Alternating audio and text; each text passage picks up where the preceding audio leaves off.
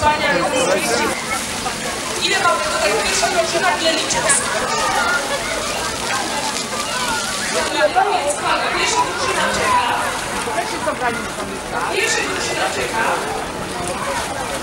I się wyrusza. A więc... Halo? Jeszcze nie. Kładziemy linę.